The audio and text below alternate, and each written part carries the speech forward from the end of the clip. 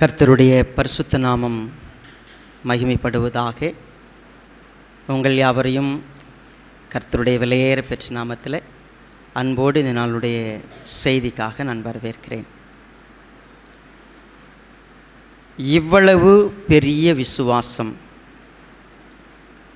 இவ்வளவு சிறந்த விசுவாசம், ஃபெய்த் அப்படின்னு சொன்னால் அநேகர் அதை ரொம்ப லேசாக எடுத்துக்கிறோம். நம்ம நினைக்கிறோம் நமக்கு ஃபெய்த் இருக்குது அப்படின்னு சொல்லிட்டு. நம்முடைய ஃபெய்த் அப்படிங்கிறது நாம் நினைப்பதை விட ஆழமானது. நாம் கற்றுக்கொண்டதை விட இன்னும் அது வலிமையானது. நாம் செயல்படுத்துவதை விட அது மிக சிறப்பானது. அதை நம்ம புரிஞ்சுக்கணும், அதை நம்ம கற்றுக்கணும், வளர்த்துக்கணும். அப்படிங்கிறதுக்காக வேதாகமும் அநேக உதாரணங்களை நமக்கு முன்வைக்கிறது. குறிப்பாக விசுவாசத்தை பற்றி நம்ம நிருப பகுதிகளில் நிறைய படித்தோம். ஆனால் சுவிசேஷ புத்தகத்தில் விசுவாசம்னா இப்படித்தான் இருக்கணும். ஒரு மனுஷனுக்குள்ள இருக்கக்கூடிய விசுவாசத்தை வெளியே காட்டுறதக்கூடியான செயல்களை நமக்கு ஆண்டவராக இயேசு கிறிஸ்து பல இடங்களில் நமக்கு காமிச்சு கொடுத்துருக்கிறார். நம்ம அதை சம்பவமாக படிச்சிருப்போம், கதை போல் வாசித்திருப்போம். ஆனால் அதை நேரம் எடுத்து உட்கார்ந்து அதை உள்ளே போயிட்டு அதுக்குள்ளே இருக்கிற மகத்துவங்களை கண்கொண்டு பார்த்து நம்ம விசுவாசத்தை வளர்த்துருக்க மாட்டோம். ஸோ இன்றைக்கி கூட நம்ம அப்படி ஒரு பகுதியை தான் படிக்க போகிறோம்.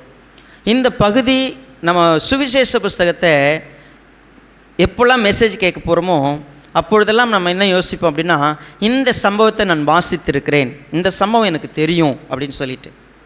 பட் அந்த சம்பவங்களை கவனிக்க தவறியிருப்போம்.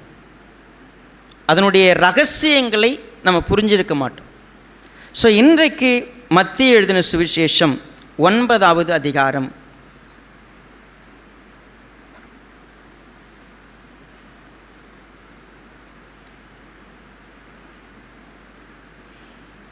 18வது வசனத்திலிருந்து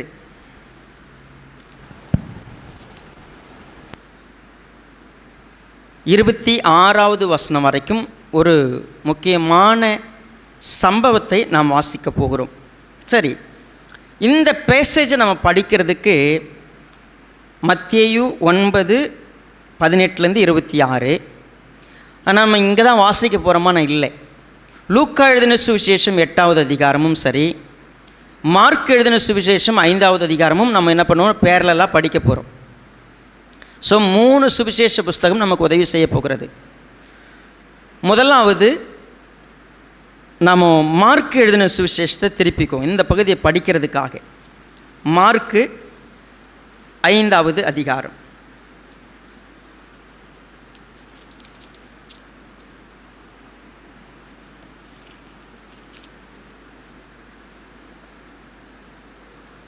இருபத்தி 1வது வசனத்திலேருந்து கவனித்து பார்த்தீங்கன்னா 43 வரைக்கும் இந்த பேசேஜ் ரொம்ப கிளியராக இன்னும் எலாபரேட்டடாக கொடுக்கப்பட்டிருக்கிறது. சரி, லூக்கா சுவிசேஷம் சொன்னேன் இல்லையா, அந்த வசனத்தை மட்டும் நீங்கள் கையில் நீங்கள் என்ன பண்ணலாம், நோட் பண்ணிக்கலாம். லூக்கா 8:40 56 வரைக்கும் அந்த வசனம் இருக்கிறது. சரி, இப்போ நம்ம மார்க் 5:21வது வசனத்தை பாருங்கள்.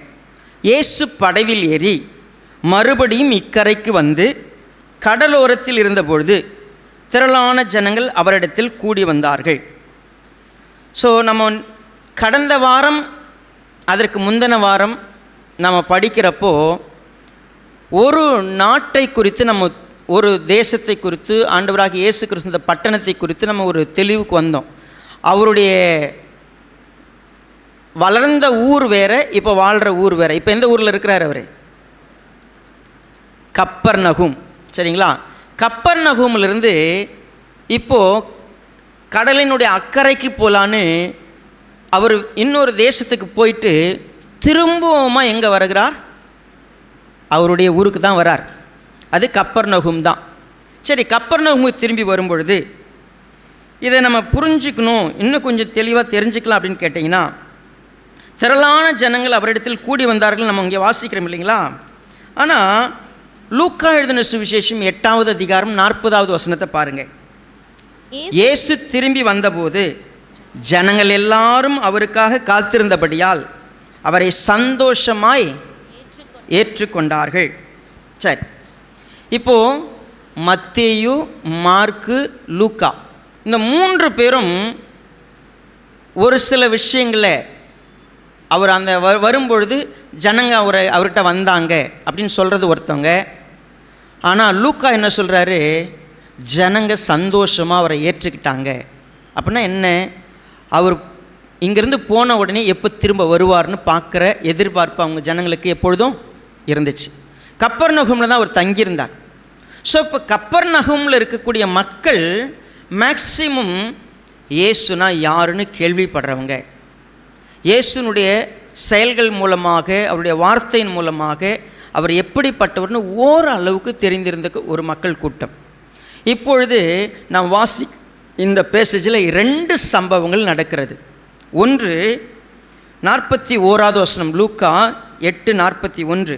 அப்பொழுது ஜெப ஆலய தலைவனாகி யவீரு என்னும் பேருள்ள ஒருவன் வந்து இயேசுவின் பாதத்தில் விழுந்து 12 வயதுள்ள தன்னுடைய ஒரே குமாரத்தி மரண அவஸ்தையாயிருந்தபடியால் தன் வீட்டிற்கு வரும்படி அவரை வேண்டிக் கொண்டான். அவர் போகையில் திரளான ஜனங்கள் அவரை நெருக்கினார்கள். கவனிங்க, நம்ம ஏற்கனவே தன்னுடைய வீட்டுக்கு வர்றதுக்கு ஆண்டவரை தன்னுடைய நண்பர்களை அனுப்பினவர், அங்கிருந்த யூத மத தலைவர்களை அனுப்பின ஒரு 100க்கு அதிபதியை பற்றி என்ன செஞ்சோமோ படிச்சிருக்கிறோம். 100க்கு அதிபதி அனுப்பின கூட்டத்தில் ஒருவேளை இந்த ஜபாலய தலைவனும் இருந்திருக்கலாம். நமக்கு அதுக்கான எவிடன்ஸ்லாம் இல்லை. இயேசுவானவர் திரும்பி வரும்பொழுது ஜப ஆலய தலைவன்னா யாருன்னு தெரிஞ்சுக்குங்க. எருசலேமில் மட்டும்தான் பெரிய ஒரு ஆலயம் இருக்கிறது. அந்த ஆலயத்துக்கு வருஷத்துக்கு ஒரு முறை போவாங்க. ஆனால் தங்களுடைய சொந்த ஊர்களில் அங்கே பார்த்தீங்கன்னா அவங்க வசனத்தை படிக்கிறதுக்கு, அவங்க கற்றுக்கொள்வதற்காக ஒரு ஜப ஆலயம் கட்டப்பட்டிருக்கும். அந்த இடத்துல மக்கள் கூடி வசனத்தை கற்றுக்கொள்வார்கள். அப்போ வசனத்தை போதிக்கக்கூடிய ஒரு நபர் தான் ஜபாலய தலைவன். ஒருவேளை அவன் வேத பாரகனாக இருக்கலாம், பரிசேயனாக இருக்கலாம். ஸோ இவன் தேவனாகிய கர்த்தரை அறிந்திருக்கக்கூடிய மனிதன். இயேசுவானவர் இந்த பூமியில் வந்த பொழுது வேத பாரகர்கள், பரிசேயர்கள், ஒருவேளை ஆசாரியர்கள், ஏரோதியர்கள் நிறைய பேர் அவரை எதிர்த்தாங்க. ஆனால் ஒரு சிலர் மட்டும் இயேசுவானவர் மீது மரியாதை கொண்டிருந்தாங்க. அவரை பற்றி புரிஞ்சுக்கிட்டு அவர்கிட்ட நெருங்கி வருவதற்கு முயற்சி பண்ணாங்க. அதில் ஒருத்தன் இப்பொழுது ஆண்டவராக இயேசு கிறிஸ்து மறுபடியும் தன்னுடைய சொந்த ஊருக்கு வந்திருக்கிறாருன்னு அவன் ஓடி போய் அவருடைய பாதத்தில் விழுகிறான். நீங்கள் கொஞ்சம் முன்னாடி கவனிச்சிங்கன்னா மத்தேயு எழுதின சுவிசேஷம் 8வது அதிகாரத்தில்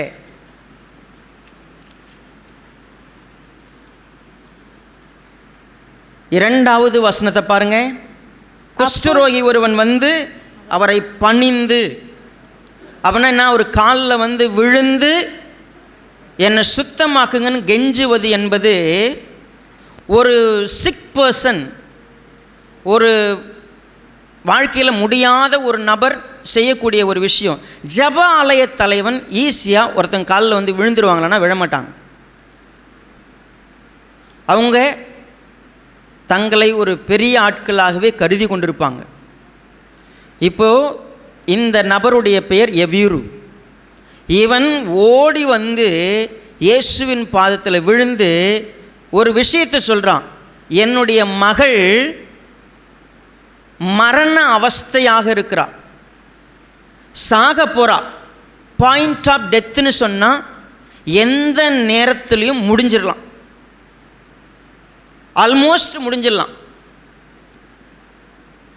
டைம் கிடையாது. நீங்கள் ஆம்புலன்ஸ் போகிற வேகம் பார்த்திங்கன்னா மேக்ஸிமம் ஆம்புலன்ஸ் அப்படின்னு சொன்னாவே நம்ம எல்லாருமே வழி விடணும், நம்ம ரொம்ப காஷியஸாக இருக்கணும். ஏன்னா எந்த செகண்டில் என்ன ஆகுன்னு தெரியாது, அவங்கள கொண்டு போகிற வேகம். ஆக்சுவலாக எவ்யூரு ஆம்புலன்ஸோட வேகமாக வந்திருக்கான். சீரியஸாக நீங்கள் கொஞ்சம் அந்த தேசத்தில் இப்போ நடக்கிற விஷயத்தில் பயணம் பண்ணி அவங்க கூட வந்தீங்கன்னா, எவீருனுடைய மனசில் தன் மகள் மரணத்தினுடைய கடைசி நொடியில் இருக்கிறான். இப்போது துரிதமாக ஆண்டவர் வந்து அவ மேலே கையை வச்சிட்டாருன்னா அவள் பழச்சிப்பான். இப்போ ஏற்கனவே கப்பர்நகூமில் நடந்த சம்பவங்கள், அவன் நிறைய விஷயங்களை கேள்விப்பட்டிருக்கிறான். என்ன பிரச்சனை இப்போது? வியாதியாக இருந்தால் ஒரு வார்த்தை சொன்னால் போதும், என்ன பண்ணிடுவார், பழச்சிப்பாங்க, கேள்விப்பட்டிருக்கிறேன். ஆனால் என் மக சாகிறதுக்கு ஜஸ்ட் எத்தனை நிமிஷம் தெரியாது. இப்போது ஆண்டவர் வந்து இங்கேருந்து சொல்லணும் அப்படின்லாம் இல்லை, என் வீட்டுக்கு வந்து அவன் மேலே கை வைக்கணும், கை வச்சா அவர் சுகமாயிடுவான். அந்த ஒரு செகண்டை நீங்கள் கவனிங்க. நான் எப்பொழுதும் இந்த பேசேஜை படிக்கிறப்போ எனக்கு விஜி ஷேர் பண்ண விஷயம் என் மனசில் ஆழமாக பதிஞ்சிச்சு. என்ன அப்படின்னா, எங்களுடைய மகன் வந்து காலையில் நல்லா 7 மணிக்கு விளையாடிட்டு இருந்த பிள்ளை திடீர்னு மூச்சு திணறல் ஏற்பட்டிருக்கு. குழந்தை எந்த செகண்ட் என்ன ஆகுன்னு தெரியல, யாரை கூப்பிட்றது என்ன கூப்பிட்றது தெரியல. வேகமாக ஒன்றும் இல்லை, அதை கையில் குழந்தைய தூக்கிட்டு யார்கிட்டையும் சொல்ல முடியல, இம்மீடியட்டாக ஹாஸ்பிட்டல் போய் ஆகணும். எங்கே போகிறோம் என்ன போகிறோன்னு தெரியல. கிடைச்ச பஸ்ஸில் போய் கை காட்டி ஏறி நின்று பஸ்ஸில் தூக்கிட்டு போட்டு ஹாஸ்பிட்டலுக்கு கிட்ட போயாச்சு. போய் பஸ் ஸ்டாண்டில் இறங்கி ஹாஸ்பிட்டலுக்கு போகிறதுக்கு ஒரு ஆட்டோவை பிடிச்சி ஆட்டோக்காரை கூப்பிட்டு என்னென்னோ பண்ணி கூப்பிட்டு போய் சேர்க்கறதுக்குள்ளே குழந்தை இறந்துட்டான். அந்த பரபரப்புங்கிறது என்ன நிலை? ஒரு 20 கிலோமீட்டர், குழந்தைக்கு மூச்சு திணறல், மூச்சு விட முடியல. அந்த செகண்ட் நான் எப்படி கொண்டு போய் சேர்ப்பேன் என்னவும் தெரியாது. அந்த துடிப்பு எவ்வளோ மோசமாக இருக்கும். கண்ணு நட்டுடுச்சு. நம்ம பார்க்குறோம், நம்ம கண்ணு நிலையாக அடுத்த செகண்ட் இல்லைன்னா நம்ம என்ன யோசிப்போம். எவ்வீரு அப்படி தான் துடிச்சிக்கிட்டு வந்து ஆண்டவர்கிட்ட கதறான், பாதத்தில் விழுந்துட்டான்.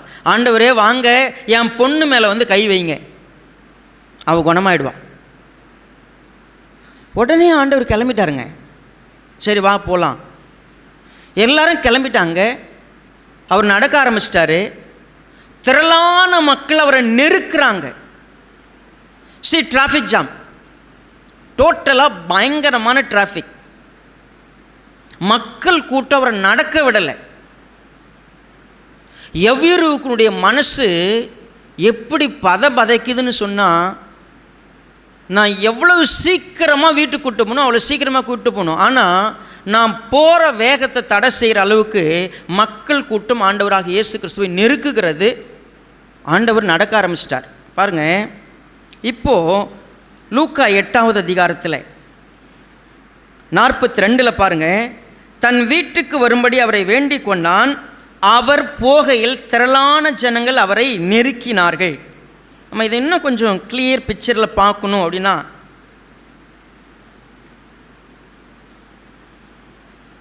மத்தேயு எழுதின சுவிசேஷம் 9வது அதிகாரம். நம்ம இந்த 3 பேசேஜும் பேரலெல்லாம் கொஞ்சம் படிக்கலாம் சேர்த்து. 19வது வசனத்தை பாருங்கள். இயேசு எழுந்து தம்முடைய சீஷரோடு கூட அவன் பின்னே போனார். அப்போ முதல்ல நடக்கிறது யாரு? எவ்வீரு நடக்கிறான். ஆண்டவரை கூப்பிட்டான், அவன் வேகமாக போகிறாங்க. புரியுதுங்களா உங்களுக்கு? இப்போ மார்க்கு புஸ்தகத்தில் கவனிங்க, 5வது அதிகாரம் 24. அவர் அவனோடு கூட போனார், திரளான ஜனங்கள் அவருக்கு பின் சென்று அவரை நெருக்கினார்கள். சரி, இந்த பிக்சரை கவனிச்சு பாருங்கள். பொண்ணு செத்துருவா அப்படிங்கிற பயத்தில், கவலையில், துக்கத்தில் அவனுடைய நடை வேகமாக இருக்கிறது. ஆண்டவர் அவனை பின்தொடர்ந்து போகிறாரு. ஜனங்க அவரை சுற்றி நிற்கிறாங்க. இப்போ ஒரு சம்பவம் நடக்கிறது. லூக்கா எழுதின சுவிசேஷம் 8வது அதிகாரத்தில் நம்ம கவனிக்கலாம். 43.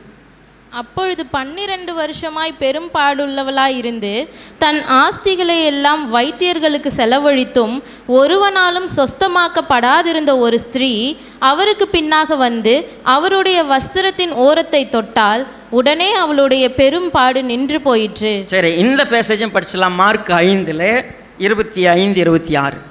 அப்பொழுது 12 வருஷமாய் பெரும் பாடுள்ள ஒரு ஸ்திரீ அநேக வைத்தியர்களால் மிகவும் வருத்தப்பட்டு தனக்கு உண்டானவைகளை எல்லாம் செலவழித்தும் சற்றாகிலும் குணமடையாமல் அதிக வருத்தப்படுகிற பொழுது இயேசுவை குறித்து கேள்விப்பட்டு நான் அவருடைய வஸ்திரங்களையாகிலும் தொட்டால் சொஸ்தமாவேன் என்று சொல்லி ஜனக்கூட்டத்துக்குள்ளே அவருக்கு பின்னாக வந்து அவருடைய வஸ்திரத்தை தொட்டால். இங்கே கவனிங்க, மார்க்கு இன்னும் கிளியர் பிக்சர் கொடுக்குறார். 12 வருஷமாக ஒரு பெண் பீரியட் ஆகிறது நிற்கலை. 5 நாளைக்கு மேலே போச்சுன்னா நமக்கு கவலை வரும். 10 நாள் ஆச்சு, 15 நாள் ஆச்சு, ஒரு மாதம் அளவுக்கு நமக்கு ஒரு வேளை வீட்டுக்கு தூரமாக இருக்கிறது, உதிரப்போக்கு நிற்கலைன்னு சொன்னால் அவங்களுக்கு எப்படி இருக்கும்? 12 வருஷமாக நிற்கலை. நீங்கள் இந்த மாதிரி சவாலை ஒரு பெண் சந்திக்கும் பொழுது எவ்வளவு வலி, எவ்வளவு வேதனை இருக்குன்னு அதை அனுபவிக்கிற ஒரு பெண்ணால் நிச்சயமாக சொல்ல முடியும். அதிலும் இந்த பெண்ணை பற்றி நீங்கள் தெரிஞ்சுக்கணும்னு சொன்னால், இப்பொழுது நீங்கள் யாரும் உங்கள் வீடுகளில் இப்படி செய்கிறதில்லை. நான் 2004 அல்லது 2003 ஒரு வீட்டில் நாங்கள் குடியிருந்தோம். அந்த வீட்டில் அப்பா மகள் 2 பேர் தான் இருப்பாங்க. அம்மா இன்னொரு பொண்ணோட வேறு ஒரு வீட்டில் இருக்கிறாங்க. அந்த ஒரு சின்ன பிள்ளை வீட்டுக்கு தூரம் ஆயிட்டாள்னா வீட்டுக்குள்ளே சேர்க்க மாட்டாங்க. வீட்டுக்கு வெளியில் தான் இருக்கணும். தனியாக பாய், தனியாக எல்லா தட்டுலேருந்து எல்லாம் தனியாக தான் இருக்கும். என் கண்ணால் பார்த்துருக்குறேன். வீட்டுக்குள்ளே வரவே கூடாது. இந்த பழக்கம் எங்கேருந்து வந்திருக்கு, ஏன் அப்படி செஞ்சாங்க, அதை நம்ம தெரிஞ்சுக்கணும்.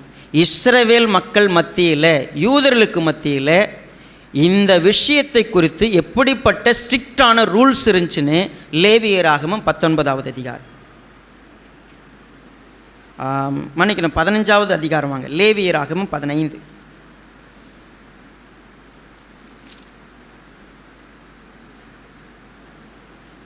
பத்தொன்பதாவது வசனத்தை பாருங்க. சூதக ஸ்திரீ தன் சரீரத்தில் உள்ள உதிர ஊரலை நிமித்தம் 7 நாள் தன் விலக்கத்தில் இருக்க கடவுள். அவள் எல்லாரை விட்டு என்ன பண்ணியிருக்கணும்? விலகி இருக்க வேண்டும். அவளை தொடுகிறவன் எவனும் சாயங்காலம் மட்டும் ஒரு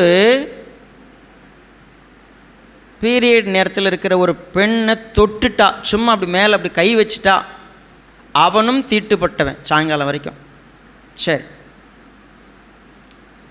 அவள் விலக்கமாயிருக்கையில் எதின்மேல் படுத்து கொள்ளுகிறாளோ எதின்மேல் உட்காருகிறாளோ அது எல்லாம் தீட்டாயிருக்கும். அவள் படுக்கையை தொடுகிற எவனும் தன் வஸ்திரத்தை தேய்த்து தண்ணீரில் மூழ்கி சாயங்காலம் மட்டும், அவள் உட்கார்ந்த மனையை தொடுகிற எவனும் தன் வஸ்திரத்தை தேய்த்து தண்ணீரில் மூழ்கி சாயங்காலம் மட்டும். ரைட், இப்படி படிச்சிங்கன்னா அவள் போடுற ட்ரெஸ்ஸு, அவள் உட்கார்ற இடம், எதை தொட்டாலும் தீட்டு.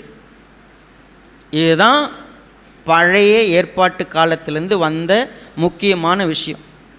சரி, ரொம்ப முக்கியமாக பார்த்தீங்கன்னா 25 பாருங்கள். ஒரு ஸ்திரீ விலகி இருக்க வேண்டிய காலம் அல்லாமல் அவளுடைய உதிரம் அநேக நாள் ஊறிக்கொண்டிருந்தால், அல்லது அந்த காலத்துக்கு மிஞ்சி அது கண்டிருக்கும் நாளெல்லாம் ஊறிக்கொண்டிருந்தால் தன் விலக்கத்தின் நாட்களில் இருந்து போல் அவள் தீட்டாயிருப்பாளாக. சொல்லப்போனால் இந்த ஸ்திரீ மிக முக்கியமாக கவனித்து பார்த்தா தீட்டுக்குரியவள், விலக்கத்துக்குரியவள். யாரையும் அவள் தொடக்கூடாது, அவளை யாரும் தொடக்கூடாது. எத்தனை வருஷம்? 12 வருஷம். அவளை வீட்டில் யாரும் அவளை தொட்டிருக்க மாட்டாங்க. அவள் தனிமைப்படுத்தப்பட்டிருக்கிறாள். வீட்டிலேயே அவளுக்கு கர்ஃப்யூ இல்லை, நமக்கு லாக்டவுன் மாதிரி. யாரும் அவளுக்கும் மற்றவங்களுக்கு சம்பந்தமே இல்லை. ஃபிசிக்கலி சொல்ல போனால் மிகப்பெரிய பிரச்சனை. எவ்வளவு பலவீனம், மென்டலி ஒரு டார்ச்சர். யாரும் அவளை தொடுறதில்லை. நீங்கள் ஒரு 5 நாள் தொடாமல் இருக்கிறதே எவ்வளோ கஷ்டம். 12 வருஷம் யாரையும் தொட முடியாது, அவள் எந்த பொருளையும் தொட முடியாது. தன் ஆஸ்தி எல்லாம் வைத்தியத்துக்கு செலவு பண்ணி தன்னால் முடிஞ்ச வரைக்கும் பிரயாசப்பட்டு சற்று கூட ஒரு நாள் கூட நிற்கல, கொஞ்சம் கூட குறையல. அப்படிப்பட்ட ஒரு நபர் இப்போ இயேசுவானவரை குறித்து கேள்விப்பட்டிருக்கிறா. அவர் இப்போ மிக விரைவாக ஆம்புலன்ஸ் போகிற வேகத்தில் யவீருடைய வீட்டுக்கு போகிறார். ஜனங்க நிறைய பேர் அவரை பார்த்துருக்குறாங்க, நிறைய பேர் அவரை நெருக்கி வந்திருக்கிறாங்க. இப்போது 12 வருஷமாக இந்த பிரச்சனையில் இருக்கிறா. யாரையும் தொடக்கூடாது. எப்படிப்பட்ட பிரயாசத்தோட அந்த கூட்டத்துக்குள்ளே இயேசுவானவரை வந்து வஸ்திரத்தினுடைய தொங்கலில் இருக்கக்கூடிய ஒரு நூலை தொட்டுட்டா. சரி, நீங்கள் கவனிங்க, என்னென்னலாம் சவால் அவளுக்கு. ஜனக்கூட்டத்துக்குள்ளே வரக்கூடாது. ஜனத்தை வேற யாரை அவள் இடிச்சுக்கிட்டு வந்தாலும் அவங்களாம் யார்? அவங்களாம் தீட்டுப்பட்டுருவாங்க. இன்னும் சொல்ல போனால் இந்த பிரச்சனை இருக்குதுன்னு பகிரங்கமாக சொல்ல முடியாது. நம்ம வீட்டில் கூட இப்போ அப்படி தானே, பேடு வாங்கணும்னு சொல்லணுன்னா நமக்கு இப்பயே வெக்கமாக தான் இருக்குது. அதை பற்றி பேசினாவே அசிங்கமாக இருக்குது. நான் ரொம்ப இதை ஓப்பனாக பேச முடியும் அப்படின்னு சொன்னால், நான் வளர இளம் பெண்களுக்காக நான் RCHன்னு ஒரு ப்ராஜெக்டில் இருந்தேன். எனக்கு இந்த உதிரப்போக்கை எப்படி சரி பண்ணுறது, அந்த காலத்தில் எப்படி, இப்போ தான் எல்லாம் நாப்கின்ஸ் எல்லாம் இப்படி இருக்குது, அப்போது துணி எப்படி துவைக்கணும், எந்த மாதிரி காய வைக்கணும், எப்படி பயன்படுத்தணும், இப்படி நான் சொல்லிக் கொடுக்குற வாத்தியாராக இருந்தேன். ஸோ அதனால் நான் அதை ஓப்பனாக பேசுவேன். ஆனால் பேசினா அவ்வளோ அந்த விஷயத்தை கேட்குற பிள்ளைங்கள்லாம் மூஞ்ச பொத்திக்கிட்டு தான் கேட்கும். அவ்வளவு வெட்கம் இதை பற்றி பேசணும்னா.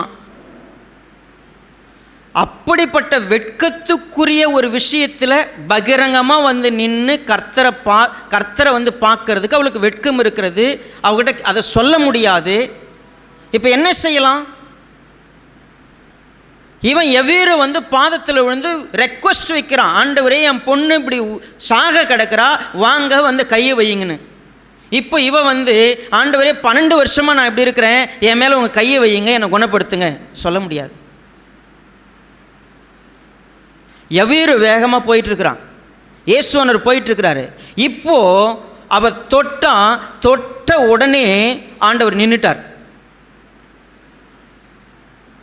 எவ்வீருக்கு பக்குன்னு இருக்கு.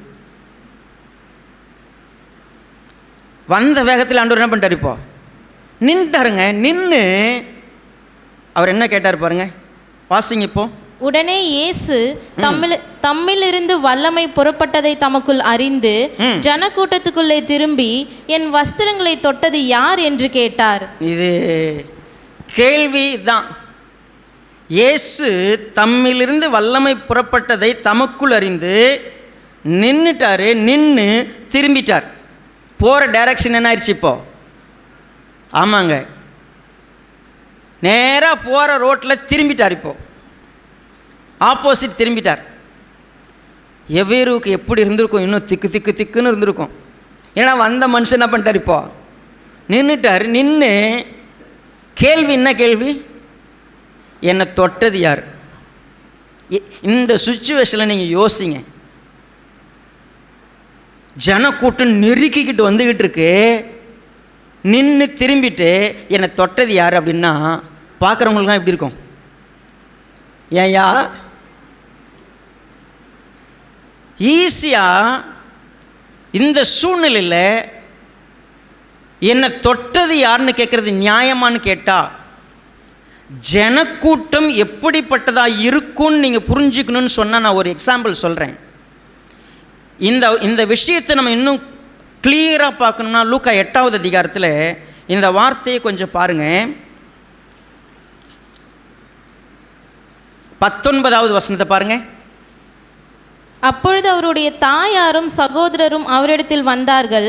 ஜனக்கூட்டத்தினாலே அவரண்டையில் அவர்கள் சேரக்கூடாதிருந்தது. யார் வந்தது? பெத்த தாயும் அதுக்கப்புறம் பிறந்த சகோதரர்லாம் அவரை பார்க்கணுன்னு வந்திருக்கிறாங்க. கப்பர்நகமுக்கு சொந்த ஊர்லேருந்து, நாசிரியத்துலேருந்து இப்போ எங்கே வந்திருக்கிறாங்க? கப்பர்நகம் வந்து அவரை பார்க்கணுன்னா அவங்க அவர்கிட்ட வர்றதுக்கு முயற்சி பண்ணியிருக்கிறாங்க. ஆனால் என்ன பண்ண முடியல, சேர முடியல. அப்போ ஜனக்கூட்டம் சேர முடியலன்னா என்ன அர்த்தம்? எவ்வளவு நெரிச்சலாக இருந்திருக்கும். ஆனால் இந்த அம்மா ட்ரை பண்ணியிருந்தா, அதுவும் எவ்வளவு பலவீனமான பெண்மணி, 12 வருஷமான பலவீனம், வெட்கம், அவமானம், சட்டத்திட்டத்துக்கு கட்டுப்பட்டது, இன்னும் நடந்து போயிருக்க முடியாது.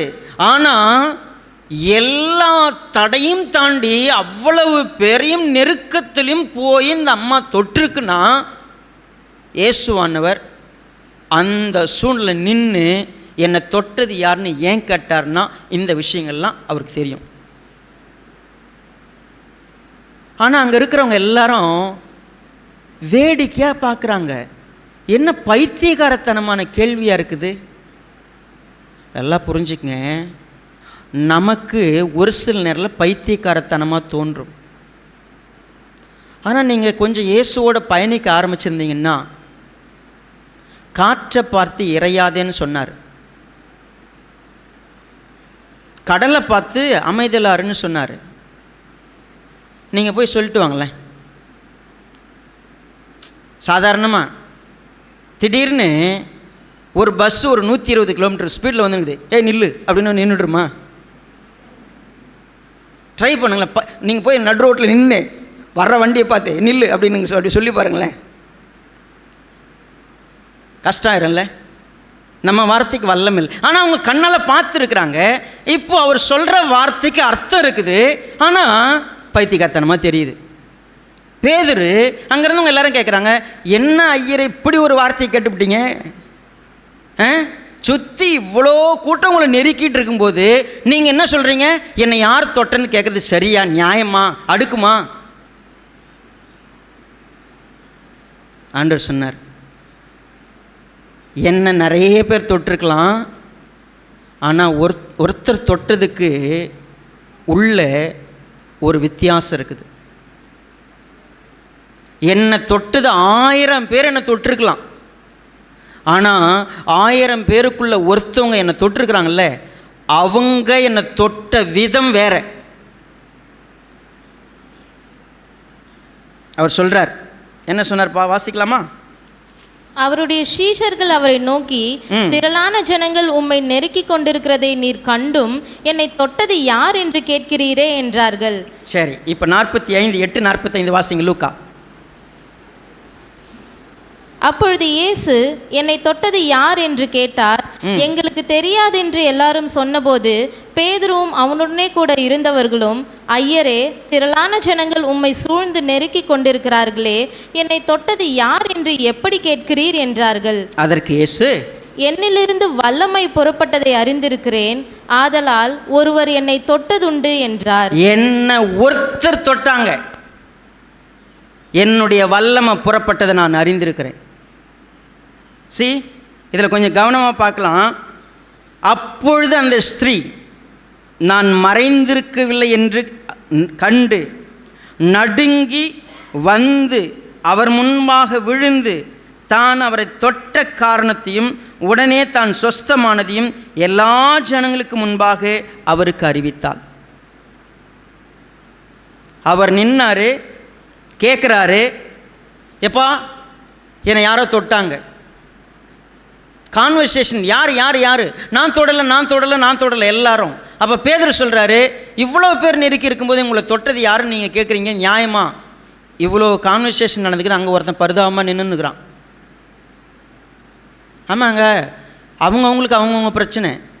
இப்போ எவ்வியருக்கு ஏன்டா இடையில வந்து இப்படி நின்று ஏன்டா வம்பு பண்ணிகிட்டு இருக்கிறீங்க, ஏன்டா அவரை நெருக்குனீங்க, ஏன்டா தொட்டீங்க, நான் எங்கே போகணும், இப்போது என் வீட்டுக்கு போகணும், என் மக சூழ்நிலை. அவர் இப்போ பேச்சு வளர்ந்துக்கிட்டு இருக்குது. திடீர்னு என்னை தொட்டது யார், உண்மையாகவே தொட்டாங்க. அந்த அம்மா வந்து இப்போ கதையெல்லாம் சொல்லுது. என்ன கதை சொல்லுது? ஏன் நான் தொட்டேன், எப்படி தொட்டேன், எங்கேருந்து வந்தேன், இவ்வளோ விஷயமும் நடக்குது. எவ்வீருக்கு பதனுக்குது. அவர் சொன்னார், இந்த ஸ்திரியை பார்த்து பேசின வார்த்தையை மட்டும் கொஞ்சம் கவனிங்க. 48. அவர் அவளை பார்த்து, மகளே திடன்கொள், உன் விசுவாசம் உன்னை ரட்சித்தது, சமாதானத்தோடே போ என்றார். என்ன வார்த்தைங்க! என்ன வயசு இருக்கும் அந்த அம்மாவுக்கு? இயேசுவானவருக்கு என்ன வயசு? 31. இந்த அம்மாவுக்கு நிச்சயம் 12 வருஷம். ஒரு ஸ்திரீ, எவ்வேறுடைய மகள். வார்த்தை வித்தியாசத்தை கவனிங்க. ஒரு ஸ்திரீ மேக்சிமம் ஒரு 50-60 வயசு இருக்கலாம். 50 வயசு வச்சுங்க, 60 வயசு வேண்டாம், 50 வயசு. ஒரு 45லேருந்து 50 வயசுக்குள்ளே இருக்கலாம். மிக கஷ்டத்தோடு இந்த வியாதியோடு போராடிக்கிட்டு இருக்கிற ஒருத்தரை பார்த்து இயேசுவானவர் சொன்னார், மகளே. ஒரு டீச்சர் ஒரு ஸ்டூடெண்ட்டை பார்த்து மகளேன்னு சொல்கிறது, மகனேன்னு சொல்கிறது அந்த காலத்தினுடைய வழக்கம். ஆண்டவராக இயேசு கிறிஸ்து ஒருவேளை இவ்வளவு நாள், நீங்கள் நல்லா கவனிங்க, 100க்கு அதிபதி யவீரு, நீங்கள் யாரை வேணால் எடுத்துக்கங்க, அவங்களுக்கு இந்த வார்த்தையை அவர் உபயோகம் பண்ணதா நீங்கள் வாசிக்க முடியாது. இந்த வார்த்தையை ரொம்ப ஸ்பெசிஃபிக்காக ஒரு சிலருக்கு மட்டும் பயன்படுத்தி இருக்கிறார். கூப்பிடும் பொழுதே மகளேன்னு கூப்பிடுறார். ஏன்? 12 வருஷமாக உன்னை யாரும் தொடலை, உன்னை தொட்டா தீட்டு, உன்னை யாரும் உன் மேலே அக்கறையாக இல்லை, உன்னுடைய இருதயத்துக்குள்ளே எவ்வளோ வலி இருக்குன்னு எனக்கு தெரியும்,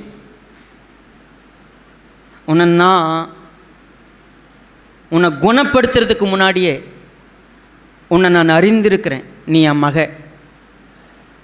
சிறுமைப்பட்டவளே, பெருங்காற்றில் அடிபட்டவளே, நான் உன்னை பார்த்து சொல்கிறேன், நீ என் பொண்ணு. உன் சிருஷ்டிகர் உன்னுடைய தகப்பன், உன்னை மீட்கிற சேனைகளின் கர்த்தர் எப்படிப்பட்டவர் நீ தெரிஞ்சுக்கோ. நீ நொறுங்கி போய் உட்கார்ந்துருக்கிறல்ல, உனக்கு யாரும் இல்லைன்னு நினைக்கிறல்ல, உங்கள் அப்பா நான் இருக்கிறேன். நீ என்ன தெரியுமா செய்யலை இவ்வளோ நாள்? அந்த அப்பாவை நான் விசுவாசத்தோடு தொடுன்னு இத்தனை வருஷமாக நீ முயற்சி பண்ணல. வியாதி சுகப்படுத்துறதுக்கு வைத்தியன்ட்ட போனேன், பணத்தை தேடினேன், சொத்தை செலவு பண்ணேன். ஆனால் நீ என்னை தேடலை இவ்வளோ நாள். என்னை என்னைக்கு தேடனையோ, என்னை என்னைக்கு தொட்டையோ, நான் உனக்கு சொல்ல, நான் உங்கள் அப்பா நான் இருக்கிறேன். விசுவாசம் நான் யாரை விசுவாசிக்கிறேன் என்பதில் இருக்கிறது. விசுவாசிக்கிற நான் ஒரு நாளும் வெட்கப்படுவதில்லை என்று வேதத்தில் என்ன பண்ணப்பட்டிருக்குது, சொல்லப்பட்டிருக்கிறது. விசுவாசிக்கிறவன் வெட்கப்படவே போகிறதில்ல ஒரு நாளும்.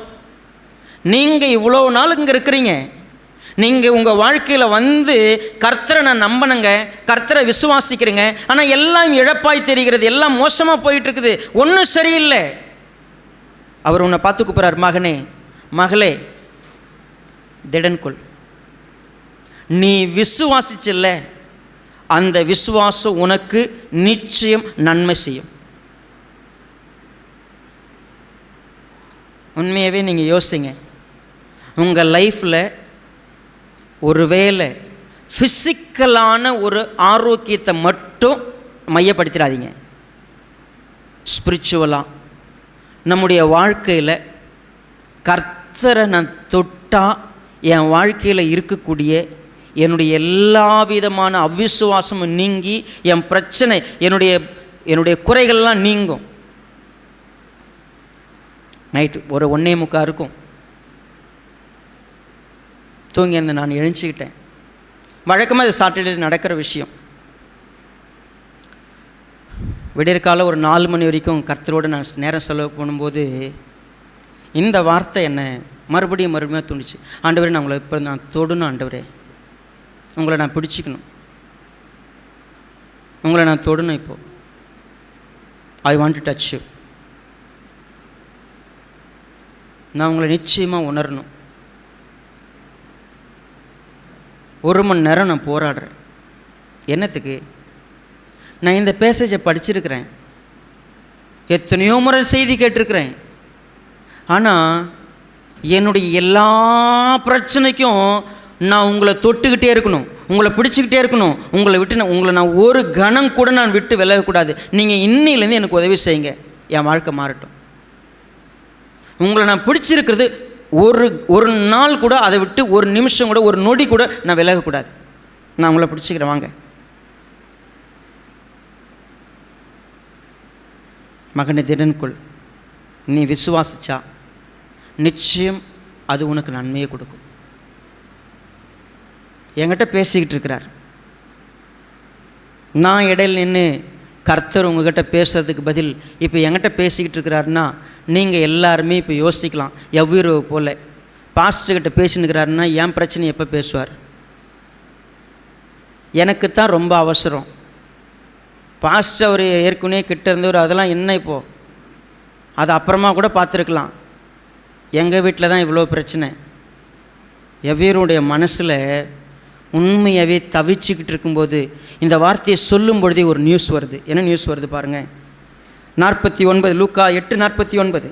அவர் இப்படி பேசிக்கொண்டிருக்கையில் ஜெப ஆலய தலைவனுடைய வீட்டிலிருந்து ஒருவன் வந்து அவனை நோக்கி, உம்முடைய குமாரத்தி மரித்து போனால் போதகரை வருத்தப்படுத்த வேண்டாம் என்றான். செய்தி வந்துருச்சுங்க, நியூஸ் கொண்டு வந்துட்டாங்க. ஐயா, இதுக்கு மேலே வேஸ்ட்டு போகிறது, அவள் இறந்துட்டா, போதகர் வர வேண்டாம், அவரை வருத்தப்படுத்தாதீங்க, அவர் மற்ற வேலையை பார்க்கலாம். நீங்கள் சொல்லுங்கள், ஒரு குழந்தைய தூக்கிட்டு ஓடி எப்படியா காப்பாற்றலான்னு நினைக்கிறப்போ இந்த ஹாஸ்பிட்டலில் ஐசியூ வார்டில் வெளியில் பார்த்தீங்கன்னா நம்ம ஒருத்தரை சேர்த்துருப்போம். நான் எக்ஸ்பீரியன்ஸ் பண்ணதை சொல்கிறேன். நம்ம பேஷண்ட்டை வச்சுட்டு வெளியே இருப்போம். நமக்கு முன்னாடி சேர்த்தவங்க, நமக்கு பின்னாடி சேர்த்தவங்களாம் திடீர்னு கொஞ்ச நேரத்தில் என்ன பண்ணுவாங்க, தடன்னு கத்துவாங்க. என்னன்னு கேட்டால் இறந்துட்டாங்கன்னுவாங்க. நமக்கு அப்படியே எப்படி இருக்கும், நம்ம இருதயம் அப்படியே ஆடும். நமக்கு முன்னாடி நமக்கு பின்னால் தான் நம்ம வந்தாங்க, அவங்க இறந்துட்டாங்க. கொரோனாவில் அப்படி தாங்க. என் கூட நான் படுத்திருக்கிறேன், எனக்கு எதிரில் பெட்டில் படுத்திருந்தவங்க விடையெல்லாம் தூங்கி எஞ்சி பார்த்தா ஆளை காணும். என்னென்னு கேட்டால் அவர் இறந்துட்டாருங்கன்றாங்க. அதை பார்க்கும்போது நமக்கு எப்படி இருக்கும் சொல்லுங்கள். இப்போ நம்ம என் பொண்ணு, நான் ஒரு முயற்சி எடுக்கிறேன், டாக்டர் வந்து சொல்கிறாங்க காப்பாற்ற முடியல. எப்படிப்பட்ட கண்ணீர் இருக்கும், எப்படிப்பட்ட பயம் இருக்கும், எவ்வளவு சூழ்நிலை இருக்கும் அந்த இடத்துல. இப்போ ஆண்டவர் சொன்ன வார்த்தையை வாசிக்கலாம் பாருங்கள். இயேசு அதை கேட்டு, பயப்படாதே, விசுவாசமுள்ளவனாயிரு, அப்பொழுது அவள் ரட்சிக்கப்படுவாள் என்றார். இப்போ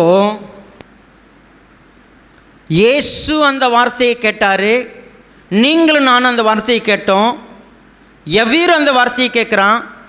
இயேசு அந்த வார்த்தையை கேட்ட உடனே சொல்கிறாரு, அவருடைய உள்ளம் சொல்லுது, இப்படிப்பட்ட சூழ்நிலையில் ஒன்றே ஒன்று, பயப்படக்கூடாது. பயந்தால் விசுவாசம் இருக்காது, விசுவாசம் இருந்தால் பயம் இருக்காது. நம்ம அப்படி தானே படிச்சுட்டு வந்தோம் இந்த 4 வாரமும். பயம் இருக்கிற இடத்துல விசுவாசம் இருக்காது, விசுவாசம் இருக்கிற இடத்துல பயம் இருக்காது. நான் இப்போ என்ன பண்ணுவேன்? முடிஞ்சிருச்சு. என்ன செய்ய முடியும்? இனிமே ஒன்றும் பண்ண முடியாது. எவ்ரிதிங் இஸ், அந்த கடைசி நொடியில் எதெல்லாம் பண்ணிட முடியும். ஆண்டவரே ஒரு வார்த்தை சொல்லுங்கள், என் மக பழச்சிக்கோன்னு சொல்கிறது கூட நேரம் இல்லை, நீங்கள் வந்தீங்கன்னா குணப்படுத்திடலாம். அவ்வளோ வேகம், அவ்வளவு எண்ணம். ஆனால் இப்போ முடிஞ்சிருச்சு. இப்போ ஆண்டவர் சொல்கிறாரு, ஃபியர் நாட், ஒன்லி பிலீவ். ஆங்கிலத்தில் எப்படி போட்டிருக்கு? Only believe. பிலீவ்னு போடல. என்ன அர்த்தம்னா, விசுவாசம் மட்டும் இருக்கட்டும், கூட பயம், குழப்பம், கவலை, அதெல்லாம் பதட்டம் எதுவும் விசுவாசத்து கூட இருக்கக்கூடாது. என்ன அர்த்தம்? எவ்விரோ பார்த்து சொன்னது, பயப்படாதே, விசுவாசம் உள்ளவனா மட்டும் இரு. அதான் அர்த்தம். அப்பொழுது நிச்சயம் நீ நன்மையை பார்ப்ப. ரைட், சொல்லிட்டாருங்க. எல்லாம் சொல்லிட்டு அவர் வீட்டுக்கு மறுபடியும் நடந்து வரார். எல்லாரும் வராங்க. அவர் வீட்டில் வரும்பொழுது என்ன நடக்கிறது? மத்தேயு சுவிசேஷம் 9வது அதிகாரம் 23. இயேசுவானவர் தலைவனுடைய வீட்டிலே வந்து தாரை ஊதுகிறவர்களையும் இறைகிற ஜனங்களையும் கண்டு, தெரியும்ல சாவு வீடு எப்படி இருக்குன்னு. சாவு செய்தி வந்துருச்சு, செத்துட்டா. தாரை தப்பிட்டுனா என்ன? எல்லாம் சும்மா அங்கே மியூசிக் வாசிக்கிறாங்க. நம்ம ஒரு ஊருக்கு போகும்போது எங்கே டெத்துன்னு யாரும் என்ன பண்ண தேவையில்லை, நமக்கு சொல்ல தேவையில்லை. அடிக்கிற மோள சத்தத்தில் என்ன பண்ணுருவாங்க, போயிடுவோம். Right, same. பயங்கரமாக அங்கே எல்லோரும் தாரை ஊதுறாங்க, ஃப்ளூட், அங்கே இசை வாசிக்கப்படுது. ஜனங்க 12 வயசு பொண்ணு அதாவது ஒரு சின்ன பொண்ணுங்க அப்படி வச்சுக்கங்க, இறந்துட்டா. ஒரு வயசானவங்க செத்தா பரவாயில்ல, ஒரு சின்ன பிள்ளை செத்துருக்கிறா, எல்லாம் கத்தி அழுதுகிட்டு இருக்கிறாங்க. இயேசுவனர் வந்தார். லூக்கா எழுதின சுவிசேஷம் 8வது அதிகாரம். பேதுரு, யாக்கோபு, யோவான் இவங்களை தவிர யாரையும் கிட்ட வர விடாமல் துக்கம் கொண்டாடுறதையும் அழுவுறதையும் பார்த்துட்டு, அழுவாதீங்க, அவள் மரித்து போகவில்லை, நித்திரையாக இருக்கிறான்னு சொன்னாங்க. இப்போ ஆண்டவராக இயேசு கிறிஸ்து சொன்னார், அவர் சாகலை, அவள் உயிரோடு தான், அவள் தூங்கிட்டு இருக்கிறான்னு சொல்கிறார். இப்போவும் ஜனங்களுக்கு எப்படி இருக்குது ஆண்டவருடைய வார்த்தை? பைத்தியகாரதனமாக தெரியுது. யார் என்னை தொட்டதும் அதே மாதிரி தான். இப்போ அவள் என்ன பண்ணல, ஏன் ஊரே செத்து போச்சுன்னு சொல்லுது, இப்போ இவர் வந்து சாகலைன்னு சொல்கிறார். எல்லாரையும் அவர் வெளியே போக பண்ணி அவருடைய கையை பிடிச்சி, பிள்ளையே எழுந்திரு. இன்னும் அழகாக வாசிக்கலான்னா மார்க் எழுதின சுவிசேஷம் 5வது அதிகாரம் 41வது வசனம். பிள்ளையின் கையை பிடித்து தலித்தா குமி என்றார். அதற்கு சிறு பெண்ணே எழுந்திரு என்று உனக்கு சொல்லுகிறேன் என்று அர்த்தமாம். இப்போ சின்ன பிள்ளை, அவளை பார்த்து கர்த்தர் சொல்றார், நீ எழுந்திருன்னு சொல்கிறாரு. அப்படி சொல்லும் பொழுது யாரெல்லாம் அங்கே இல்லைன்னு நீங்கள் கொஞ்சம் கவனிக்கணும். 40வது வசனம். அதற்காக அவரை பார்த்து நகைத்தார்கள். எல்லாரையும் அவர் வெளியே போக பண்ணி, எல்லாரையும் வெளியே போக பண்ணிட்டார். ஒருத்தர் கூட அங்கே இருக்காது. ஏன்னா சிரிச்ச யாரும் இங்கே நிற்காத, உனக்கு தேவையில்லை, இது முடியாதுன்னு நினச்ச யாரும் இங்கே வராத, வெளியே போ. தேவனால் இதை செய்ய முடியாது அப்படின்னு நினச்சா நீ போயிட்டே இருக்கலாம். நீங்கள் நினச்சிக்காதீங்க, விசுவாசம் அப்படின்னு சொன்னால் அதனால தான் பவுல் நமக்கு கற்றுக் கொடுத்தார். நான் மரித்தாலும் உயிரோடு எழுப்புகிறவரை விசுவாசிக்கிறேன். நான் விசுவாசிக்கிறவர் என்னார்னு எனக்கு தெரியும். அவரால் செய்ய முடியாதது ஒன்றுமே இல்லை, அவரால் சகலமும் ஆகும் நான் விசுவாசிக்கிறேன். என் வாழ்க்கையில் ஒருவேளை என் வீட்டில் இன்றைக்கி வரவங்க இறத்துட்டாங்க, அவங்கள உயிரோடு எழுப்பிடுவார் அப்படின்னு முட்டாள்தனமாக நம்பி இன்றைக்கி நிறைய கிறிஸ்தவங்க துர்சாட்சி வைக்கிறாங்க. ஆனால் நான் சொல்கிறேன், மரித்தாலும் நான் இன்றைக்கி ஆரம்பத்தில் சொல்லும்போது சொன்னேன், ஒருவேளை நான் சொல்கிறேனே, என் மனைவி இறந்தாலும் என் கணவன் இறந்தாலும் எனக்கு கர்த்தர் சொல்கிறாரு, இந்த உலகம் பெருங்காற்றில் நீ அடிபட்டிருந்தாலும் நான் உன்னுடைய நாயகர், நான் உன் அப்பா, நான் உன்னுடைய அம்மா, நான் உனக்கு கூட இருக்கிறேன். அவர் என்ன செய்வார், முன்ன இருந்த கீர்த்தியோட உனக்கு பெரிய கீர்த்தி நான் உண்டு பண்ணுவேன், நீ பயப்படாத, நான் உன் கூட இருக்கிறேன்னு சொன்னார். சாகர எல்லாரையும் உயிரோடு எழுப்பினா என்ன ஆயிருக்கும் இந்த உலகத்தில்? இப்போது அது இல்லை ஆண்டவருடைய வேலை. அவர் என்ன சொல்ல வந்தார்னா, சாகர அந்த சிறு பெண் திரும்ப செத்து போயிருப்பா ஒரு நாள். வாழ்க்கையில் எதற்கு இந்த பேசேஜ் நமக்கு கொடுக்கப்பட்டு தெரியுங்களா?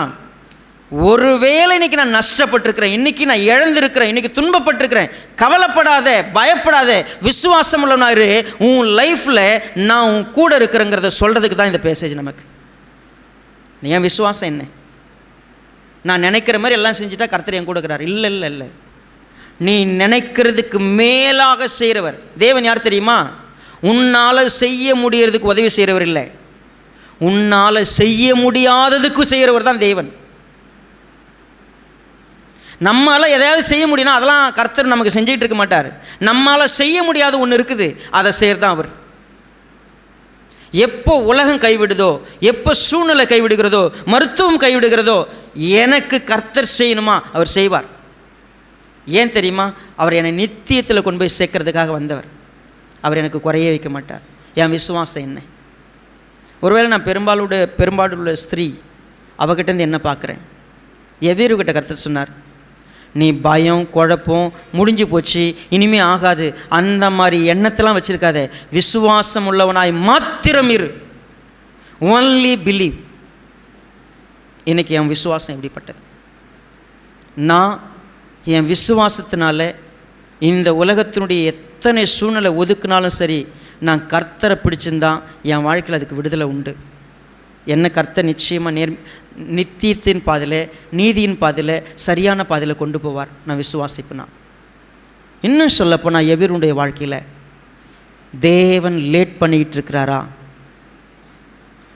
நான் கூப்பிட்டேன், வரேன்னு சொன்னார், ஆனால் லேட் ஆகிடுச்சு. நீங்கள் சொல்லுங்கள், லேட்டானது ஒருவேளை உயிரோடு இருந்திருந்தா கிடைச்ச மகிமையை விட அவள் இறந்தப்போ கிடைச்ச மகிமை இன்னும் எவ்வளோ பெருசு. சிம்பிளி கர்த்தர் ஒரு காரியத்தை நீங்கள் கேட்டு டிலே பண்ணுறாரு, அவர் கொடுக்கல, இன்னும் மகிமையானதை செய்ய போகிறார். நீங்கள் நினச்சிக்கிட்டீங்க, ஐயோ நான் எதிர்பார்க்குறது நடக்கலையே, நான் ஜெபிச்சது எனக்கு கிடைக்கலையே, இப்போ இந்த வாழ்க்கையில் நான் இப்போ விட்டுட்டா என்ன ஆகும்? போயிருமே, போகட்டும். அதை விட பெரிய காரியத்தை கர்த்தர் செய்வார். வாழ்க்கையில் ரொம்ப தாமதமாக தெரியுது அவங்களுக்கு? ரொம்ப தவிச்சு போயிருக்கிறீங்களா? ஊரெல்லாம் உலகம்லாம் நமக்கு ஒரு அவமானம், அசிங்கம், கேவலமாக தெரியுது. என்ன என் வாழ்க்கையை என் கர்த்தர் இப்படி வச்சுக்கிறார்? பயப்படாதீங்க. Only believe. God can do anything in your life. எந்த சூழ்நிலையும் எல்லாம் முடிஞ்சு போச்சுங்கிற இடத்துல அவர் துவங்குவார், முடியாதுங்கிற இடத்துல துவங்குவார். என் விசுவாசம் என்ன? ஊரே சொல்லிடுச்சு, ஏம்மா 15 வருஷம் ஆச்சுமா, இதுக்கு மேலே எப்படிம்மா நம்புறது? ஆண்டவர் சொன்னார், வா உனக்கு நான் உனக்கு சந்ததியை பெருக பண்ணுன்னு சொன்னார். 75 வயசில் சொன்னார், 99 வயசு வரைக்கும் ஒன்றும் தெரில. 24 வருஷம் வெயிட் பண்ணி என்னங்க பண்ண போகிறோம் இதுக்கு மேலே? நான் சொன்னால் செய்வேன். நம்புவியா நீ? நிறைய விஷயம் ஒன்று குழப்பதில்லை, பயமாக இருக்குல்ல, அசிங்கமாக இருக்குல்ல, அவமானமாக இருக்குல்ல, நீ எப்படி உன்னுடைய தடைகள்லாம் தாண்டி ஆண்டவரை தொடரன்னு பாரு. எப்படி டிலே ஆனாலும் கர்த்தர் செய்வார்னு பாரு. கர்த்தர் செய்வாரா? அவர் செய்வார். Only believe. கொஸ்டினே கிடையாது. பைத்தியக்காரத்தனமாக தெரியலாம், ஒருவேளை இது நடக்காதுன்னு தோணலாம். Just wait. காத்திருக்கிறதுங்கிறது, லேட்டுங்கிறது ஒன்றும் அவமானம் கிடையாது, அது ஒன்றும் தோற்று போகிறது கிடையாது. நிச்சயம் உன் வாழ்க்கையில் கர்த்தர் செய்வாரா? நீ அவரை எப்படி தேடுற, நீ அவரை எப்படி பிடிச்சிக்கிற, அதை பாரு. கர்த்தர் ஒருவேளை உன் கூட வந்தும் அது இன்னும் நடக்காமல் இருக்குதா? டோன்ட் வரி, பயப்படாதே வீரு. விசுவாசம் உள்ளவனா மாத்திரம் இரு. தேவனுடைய மகிமையை நீ பார்ப்ப. நிச்சயம் அவள் ரட்சிக்கப்படுவா. இதுதான் சொன்ன வார்த்தை. அருமையான தேவனுடைய பிள்ளையே, நான் இன்னைக்கு எப்படிப்பட்ட விசுவாசமுள்ள நான் இருக்கிறேன், அதை சிந்திக்கலாம். கர்த்தர் நமக்கு உதவி செய்யட்டும். கண்களை முன் நாம் ஜெபிப்போம். பரிசுத்த பிதாவே, இரக்கமுள்ள அப்பா, நன்றியோடு உம்மை துதிக்கிறோம், ஸ்தோத்திரிக்கிறோம். கர்த்தாவே, எங்கள் விசுவாசத்தை இன்னும் ஆராய்ந்து பார்ப்பதற்கு எங்களுக்கு ஒரு சந்தர்ப்பத்தை கொடுத்துருக்குறீங்க. நாங்கள் இந்த பெரும்பாடுள்ள ஸ்திரியை ஒப்பிட்டு பார்க்கும் பொழுது நாங்கள் யாராக இருக்கிறோன்னு எங்களுக்கு எங்கள் விசுவாசத்தை குறித்து நாங்கள் எக்ஸாமின் பண்ணி பார்க்குறோம்.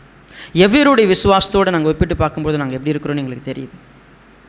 நாங்கள் பயத்தோடு இருக்கிறோம், நடுக்கத்தோடு இருக்கிறோம், ஐயோ முடிஞ்சு போச்சு எனக்கு அழுகுறோம், தவிக்கிறோம். ஆனால் ஆண்டவரே, இதெல்லாம் எங்களுக்கு வேதாகமத்தில் கொடுக்கப்பட்டிருக்கிறதுக்கு காரணம் நாங்கள் எப்படிப்பட்ட விசுவாசத்தை வளர்த்துக்கணுங்கிறதுக்கு தான். கர்த்தாவே, இன்றைக்கி எங்களோட பேசுனீங்க, நாங்கள் இதை பயன்படுத்திக்கிற ஒரு கிருபையை தாங்க.